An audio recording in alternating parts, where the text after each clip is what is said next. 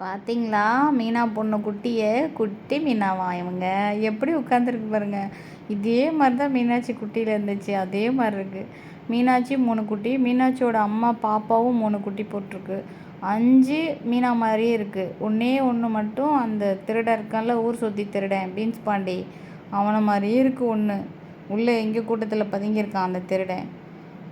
இந்த இருக்கான் பாருங்க, அவன் தான் பின்னாடி ஒளிஞ்சிருக்கான் பாருங்க. அப்படியே பீன்ஸ் பாண்டி மாதிரியே இருக்கான். மூஞ்ச பார்த்தீங்களா?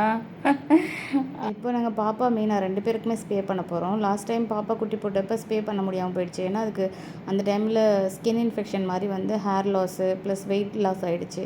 அந்த மாதிரி ஏதாவது இன்ஃபெக்ஷன் இருந்தாலோ, ஃபீவர் இருந்தாலோ, அடிபட்டு காயம் இருந்தாலோ, கோல்டு, ஃபீவர், அப்புறம் டிசென்ட்ரி, ஆர்கன்ஸில் ஏதாவது problem, liver problem, kidney problem, ஏதாவது லங்ஸில் ப்ராப்ளம், இந்த மாதிரி ரெஸ்பிரேட்டரி இஷ்யூஸு, இந்த மாதிரி எது இருந்தாலுமே ஸ்ப்ரே நியூட்ரு பண்ண பிளான் பண்ணக்கூடாது. அந்த மாதிரி பண்ணும்போது தான் கேட்ஸ் இறந்துரும். யாரோன்னு அந்த மாதிரி உண்மையை சொல்லாமல் பண்ணிவிட்டு அவங்களுக்கு இறந்துருச்சுன்னா நமக்கும் அது மாதிரி ஆகிடும். நிறைய பேர் ஸ்ப்ரே பண்ண பயப்படுறாங்க. அப்படியெல்லாம் எதுவும் கிடையாது.